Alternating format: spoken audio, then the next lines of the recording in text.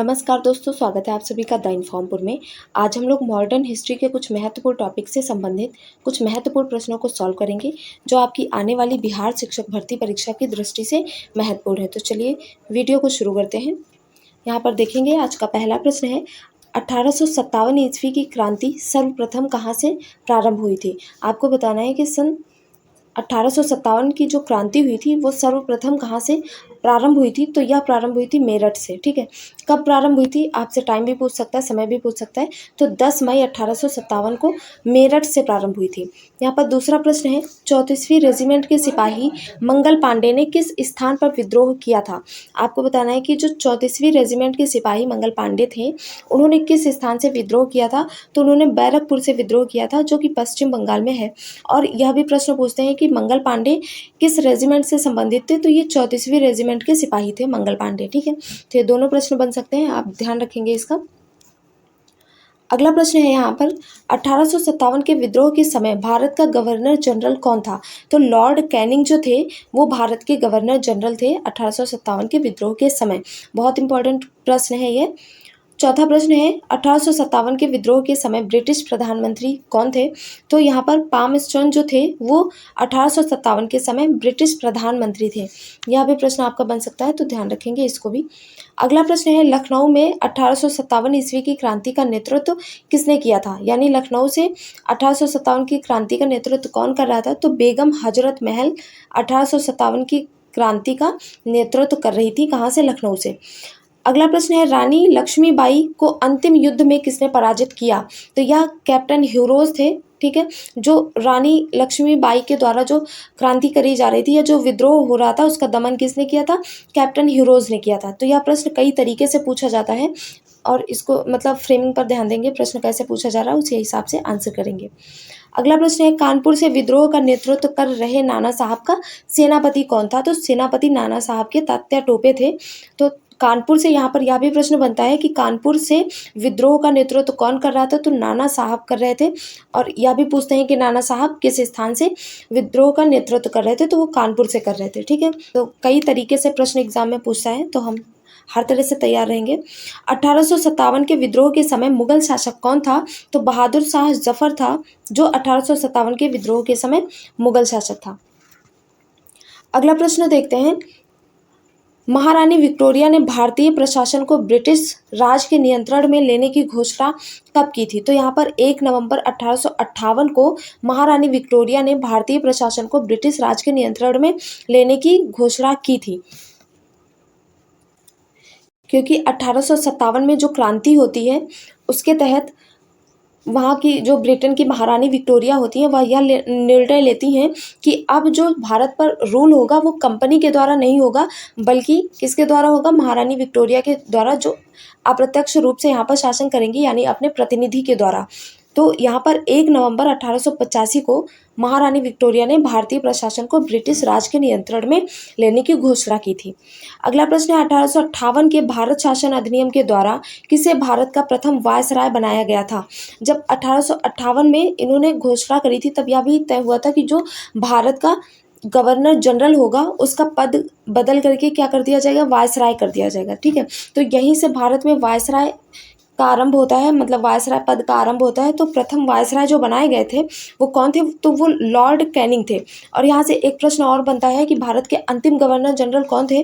तो यह भी लॉर्ड कैनिंग थे। ठीक है, लॉर्ड कैनिंग अंतिम गवर्नर जनरल भी थे और प्रथम वायसराय भी थे। तो ये दोनों चीज़ें ध्यान रखेंगे। अगला प्रश्न है, 1857 के विद्रोह में बिहार का नेतृत्व कौन कर रहा था। तो वीर कुंवर सिंह जो थे वो 1857 के विद्रोह में बिहार का नेतृत्व कर रहे थे।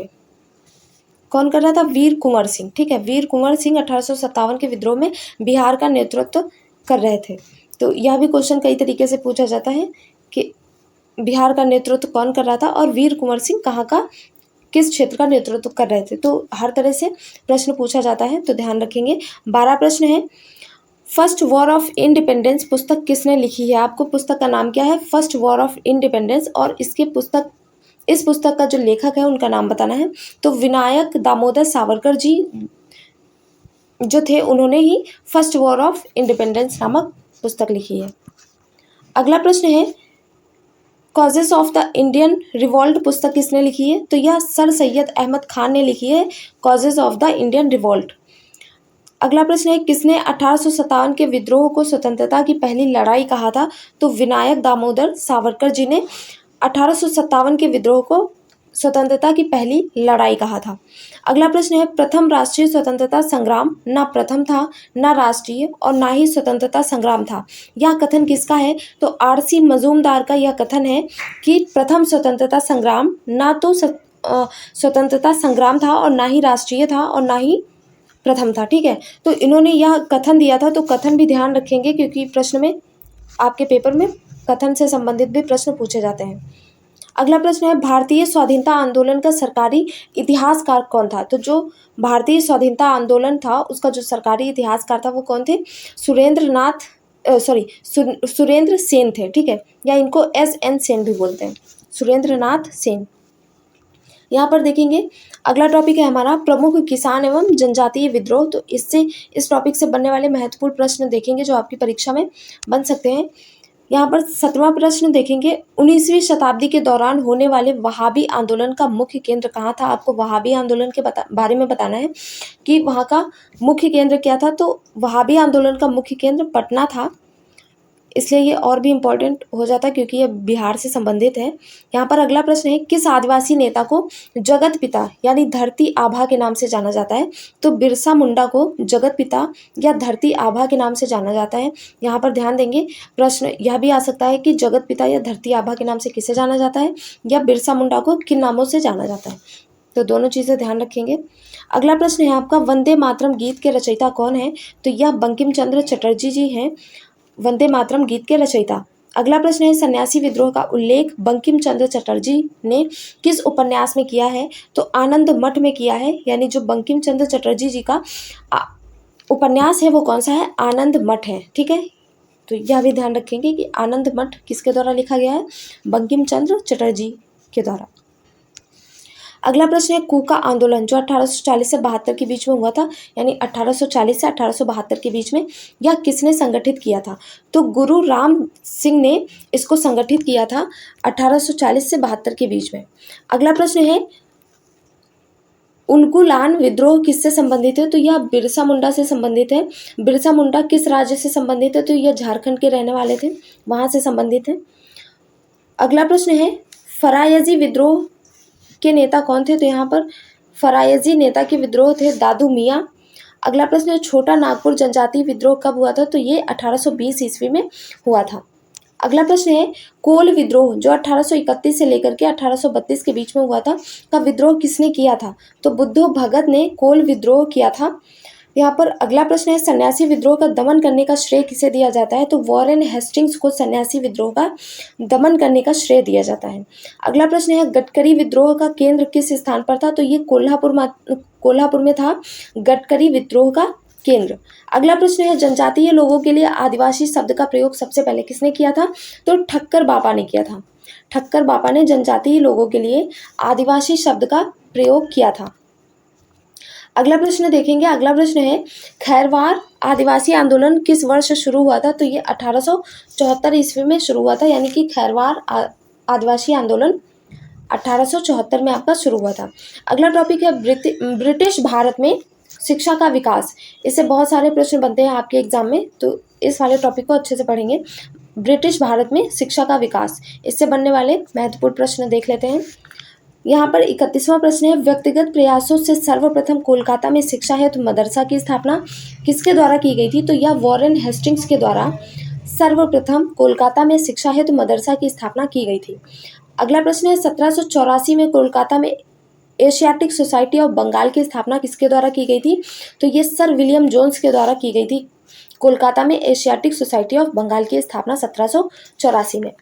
अगला प्रश्न है वाराणसी के प्रथम संस्कृत महाविद्यालय की स्थापना किसने की थी? तो यह जोनाथन डंकन ने की थी। वाराणसी में प्रथम संस्कृत महाविद्यालय की स्थापना। यहाँ पर अगला प्रश्न देखेंगे आंग्ल प्राच्य विवाद किससे संबंधित था? तो आंग्ल प्राच्य विवाद भारत में शिक्षा पद्धति लागू करने के तरीकों से संबंधित था, क्योंकि जो अंग्रेजी भाषा के समर्थक थे उनका कहना था कि भारत में जो भी शिक्षा दी जाए वह अंग्रेजी भाषा में दी जाए। और प्राच्यवादियों का मानना था कि जो भी भारतीय शिक्षा पद्धति हो वो कैसी हो, भारत की प्राचीन भाषाओं पर आधारित हो। तो यही आंग्ल प्राच्य विवाद था जो कि भारत में शिक्षा पद्धति लागू करने के तरीकों से संबंधित था। अगला प्रश्न है 1800 ईस्वी में कोलकाता में असैन्य अधिकारियों के प्रशिक्षण हेतु फोर्ट विलियम कॉलेज की स्थापना किसके द्वारा की गई थी? तो यह लॉर्ड वेलेजली के द्वारा की गई थी, यानी फोर्ट विलियम कॉलेज की स्थापना लॉर्ड वेलेजली द्वारा कोलकाता में 1800 ईस्वी में की गई थी। अगला प्रश्न है किस अधिनियम के द्वारा भारत में शिक्षा के प्रसार हेतु 1 लाख खर्च करने का अधिकार गवर्नर जनरल को दिया गया था? तो यह चार्टर अधिनियम 1813, ये ध्यान रखेंगे, या कई एग्जाम्स में यह प्रश्न पूछा जा चुका है कि 1 लाख रुपए खर्च करने का अधिकार गवर्नर जनरल को किस अधिनियम के द्वारा दिया गया था? तो ये चार्टर अधिनियम 1813 के तहत दिया गया था। अगला प्रश्न है शिक्षा के संबंध में विख्यात अधोमुखी निस्यंदन सिद्धांत का प्रवर्तक कौन था? तो यह ऑकलैंड थे, जो शिक्षा के संबंध में विख्यात अधोमुखी निस्यंदन सिद्धांत के प्रवर्तक थे। ठीक है, यहाँ पर 38वां प्रश्न है लॉर्ड मैकाले किस शिक्षा पद्धति से संबंधित हैं? तो यह अंग्रेजी शिक्षा पद्धति से संबंधित है, लॉर्ड मैकाले। अगला प्रश्न है भारत में आधुनिक शिक्षा प्रणाली कब प्रारंभ हुई थी? तो यह 1835 के मैकाले के स्मरण पत्र से प्रारंभ हुई थी भारत में आधुनिक शिक्षा प्रणाली। अगला प्रश्न है भारत में अंग्रेजी शिक्षा किस वायसराय के शासनकाल में प्रारंभ की गई थी? तो यह लॉर्ड विलियम बेंटिंक के शासनकाल में अंग्रेजी शिक्षा प्रारंभ करी गई थी। अगला प्रश्न है किस घोषणा पत्र को भारतीय शिक्षा का मैग्ना कार्टा कहा जाता है? तो वुड का घोषणा पत्र 1854 जो था, यानी वुड का घोषणा पत्र 1854, उसी को क्या कहते हैं? शिक्षा का मैग्ना कार्टा। यह प्रश्न बहुत पूछा जाता है कि शिक्षा का मैग्ना कार्टा किस अधिनियम को बोलते हैं, किसको बोलते हैं? तो ये वुड के घोषणा पत्र को बोलते हैं, जो कि 1854 में आया था। ठीक है, या ऐसे भी पूछ सकते हैं कि वुड का घोषणा पत्र किससे संबंधित था? तो यह एक शिक्षा का मैग्ना कार्टा यानी शिक्षा से संबंधित था, जिसे शिक्षा का मैग्ना कार्टा कहा जाता है। अगला प्रश्न है वुड घोषणा पत्र के सुझाव पर कोलकाता, मुंबई और मद्रास में किस वर्ष विश्वविद्यालयों की स्थापना की गई थी? तो ये वर्ष 1857 में विश्वविद्यालयों की स्थापना की गई थी। कहाँ कहाँ? कोलकाता, मुंबई, मद्रास में, वुड घोषणा पत्र के सुझाव पर। अगला प्रश्न है मनुस्मृति का अनुवाद संस्कृत से अंग्रेजी भाषा में किस नाम से प्रकाशित हुआ? तो यह ए कोड ऑफ जेंटू लॉज के नाम से मनुस्मृति का अनुवाद संस्कृत से अंग्रेजी भाषा में प्रकाशित हुआ था। तो ये ध्यान रखेंगे, a code of Gentoo laws. अगला प्रश्न है मुंबई में प्रथम महिला विश्वविद्यालय की स्थापना किसके प्रयासों से हुई थी? तो ये डीके कर्वे थे, इनके प्रयासों से मुंबई में प्रथम महिला विश्वविद्यालय की स्थापना की गई थी। अगला प्रश्न है भारतीय विश्वविद्यालयों में धार्मिक शिक्षा के लिए किसने प्रबल रूप से वकालत की थी? तो ये मदन मोहन मालवीय जी थे, जिन्होंने भारतीय विश्वविद्यालयों में धार्मिक शिक्षा के लिए वकालत करी थी। अगला प्रश्न है बनारस हिंदू विश्वविद्यालय का शिलान्यास किसके द्वारा किया गया था? तो ये लॉर्ड हार्डिंग के द्वारा बनारस हिंदू विश्वविद्यालय का शिलान्यास किया गया था, लॉर्ड हार्डिंग के द्वारा। अगला प्रश्न है वर्ष 1817 में डेविड हेयर के सहयोग से कोलकाता में हिंदू कॉलेज की स्थापना किसके द्वारा की गई थी? तो यहाँ पर राजा राम मोहन राय के द्वारा 1817 में डेविड हेयर के सहयोग से कोलकाता में हिंदू कॉलेज की स्थापना की गई थी। यह भी प्रश्न पूछा जाता है कि हिंदू कॉलेज की स्थापना किसने करी थी? तो यहाँ पर ध्यान देंगे राजा राम मोहन राय द्वारा। अगला प्रश्न है वर्ष 1937 में गांधी जी के द्वारा शिक्षा से संबंधित कौन सी योजना प्रस्तुत की गई थी? तो उस योजना को वर्धा योजना बोलते हैं। ऐसे भी पूछते हैं कि वर्धा योजना किससे संबंधित थी? तो गांधी द्वारा या शिक्षा से संबंधित थी, जो कि गांधी द्वारा दी गई थी। अगला प्रश्न है सार्जेंट योजना किस वर्ष तैयार की गई थी? तो यह 1944 में सार्जेंट योजना को तैयार किया गया था। अगला प्रश्न है हंटर आयोग का गठन किस वर्ष किया गया था? तो हंटर आयोग का गठन 1882 में किया गया था आपका। अगला टॉपिक है हमारा आधुनिक भारत में प्रेस का विकास। ठीक है, आधुनिक भारत में प्रेस का विकास। तो देख लेते हैं इस टॉपिक से महत्वपूर्ण प्रश्न क्या क्या आपकी परीक्षा में बन सकते हैं। तो अगला प्रश्न है हमारा भारत का प्रथम समाचार पत्र द बंगाल गजट किस वर्ष प्रकाशित किया गया था? तो यह 1780 में जेम्स ऑगस्टम हिक्की के द्वारा प्रकाशित किया गया था। आपका जो द बंगाल गजट है यह 1780 में प्रकाशित किया गया था समाचार पत्र, और किसने प्रकाशित किया था?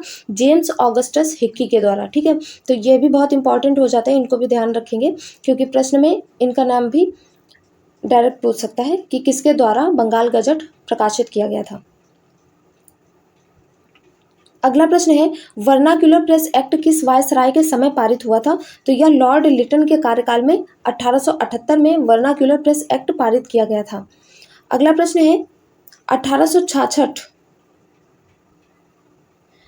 1866 में संपादित ज्ञान प्रदायिनी पत्रिका का संपादक कौन था? तो यह नवीन चंद्र रॉय थे, जो ज्ञान प्रदायिनी पत्रिका के संपादक थे। अगला प्रश्न देखेंगे, भारत में सर्वप्रथम प्रेस सेंसरशिप किसने लागू की थी? तो लॉर्ड वेलेस्ली ने भारत में सर्वप्रथम प्रेस सेंसरशिप लागू की थी। अगला प्रश्न है, अल हिलाल एवं अल बिलाग नामक पत्रिकाएं किसके द्वारा प्रकाशित की गई थी? तो यह मौलाना अबुल कलाम आज़ाद के द्वारा प्रकाशित करी गई थी। यानी अल हिलाल और अल बिलाग नामक पत्रिकाएं मौलाना अबुल कलाम आज़ाद के द्वारा प्रकाशित की गई थी। अगला प्रश्न है, अमृत बाजार पत्रिका का संपादक कौन था? तो शिशिर कुमार घोष व मोतीलाल घोष, ये दोनों लोग अमृत बाजार पत्रिका के संपादक थे। अगला प्रश्न है, रामानंद चटर्जी द्वारा बंगाल भाषा में संपादित मॉडल रिव्यू पत्रिका कहाँ से प्रकाशित होती थी? तो यह कलकत्ता से प्रकाशित होती थी। कौन सी पत्रिका थी? Model review. अगला प्रश्न है, एक साप्ताहिक रूप में यंग इंडिया का शुभारंभ किसने किया था? तो होम रूल पार्टी ने साप्ताहिक रूप से यंग इंडिया का शुभारंभ किया था। अगला प्रश्न है, भारतीय द्वारा अंग्रेजी भाषा में प्रकाशित प्रथम समाचार पत्र कौन था? यानी कि आपको वह पहला समाचार पत्र बताना है जो भारतीयों द्वारा अंग्रेजी भाषा में प्रकाशित किया गया था। तो यह कौन था? हिंदू पेट्रियाट। ठीक है, ये न्यूज़पेपर का नाम है हिंदू पेट्रियाट समाचार पत्र। ऐसा समाचार पत्र था जो भारतीयों द्वारा सबसे पहले अंग्रेजी भाषा में प्रकाशित किया गया था। अगला प्रश्न है, सारसी साप्ताहिक मीरात उल अखबार किसके द्वारा प्रकाशित होता था? तो यहाँ पर राजा राम मोहन राय हैं जिनके द्वारा साप्ताहिक मीरात उल अखबार प्रकाशित होता था, राजा राम मोहन राय द्वारा। अगला प्रश्न है, बहिष्कृत भारत पत्रिका से किसका संबंध था? तो यहाँ पर डॉक्टर भीमराव अंबेडकर से संबंधित था यह बहिष्कृत भारत पत्रिका। ठीक है। अगला प्रश्न है, हरिजन पत्रिका के प्रारंभकर्ता कौन थे? तो महात्मा गांधी हरिजन पत्रिका के प्रारंभकर्ता थे। तो यह आज अगला प्रश्न है, अंग्रेजी संपादित पत्र वंदे मातरम के साथ किसका संबंध था? तो यहाँ पर वंदे मातरम के साथ अरविंद घोष जी का संबंध था। यह एक अंग्रेजी साप्ताहिक पत्र था। ठीक है, वंदे मातरम। तो यहाँ पर प्रश्न ऐसे भी बनता है कि जो वंदे मातरम जो साप्ताहिक पत्र था उसकी भाषा क्या थी? तो यहाँ पर ध्यान देंगे, यहाँ पर कौन सी भाषा थी? अंग्रेजी। वंदे मातरम पत्र की भाषा कैसी थी? अंग्रेजी भाषा। अगला प्रश्न है, अंग्रेजी समाचार पत्र इंडिपेंडेंट किसके द्वारा प्रारंभ किया गया था? तो यह मोतीलाल नेहरू के द्वारा प्रारंभ किया गया था। अगला प्रश्न है, 65वें वर्ष 1920 में लाहौर से लाला लाजपत राय द्वारा वंदे मातरम समाचार पत्र कार्य प्रारंभ किया गया था, उसकी भाषा क्या थी? तो उसकी भाषा उर्दू थी। तो यह सभी प्रश्न आपके आने वाले एग्जाम के पॉइंट ऑफ व्यू से बहुत इंपॉर्टेंट है। तो इन सबको एक बार फिर से रिवाइज कर लीजिएगा। यदि आपको यह सेशन पसंद आता है तो प्लीज़ वीडियो को लाइक करें, शेयर करें, सब्सक्राइब करें हमारे चैनल को। फिर एक नए टॉपिक के साथ मिलते हैं कल, तब तक के लिए धन्यवाद।